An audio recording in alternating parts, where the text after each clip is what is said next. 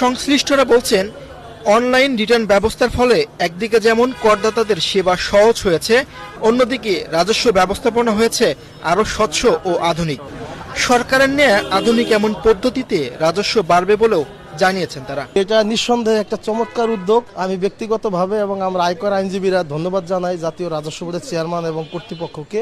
কারণ এখন অনলাইন করার কারণে শতভাগ অনলাইন, এটা খুবই অতি অল্প সময় এবং সহজতা রয়েছে। বিশেষ করে সেলফ অ্যাসেসমেন্ট, ব্যক্তি যে আয়কর রিটার্নটা, এটা এখন মানুষ ঘরে বসে যে কোনো জায়গায় যে কোনো সময় এটা অনলাইনে সাবমিট করা যায়। আধুনিক পদ্ধতিতে অনলাইনে আয়কর রিটার্ন দাখিল ব্যবস্থা করদাতাদের জন্য এনে দিয়েছে স্বস্তি ও সময় সাশ্রয়। আধুনিক এই ব্যবস্থার মাধ্যমে কর প্রদান প্রক্রিয়া আরও সহজ ও জনবান্ধব হবে, এমনটাই প্রত্যাশা সংশ্লিষ্টদের। মীর হোসেন সরকার, বাংলাদেশ প্রতিদিন।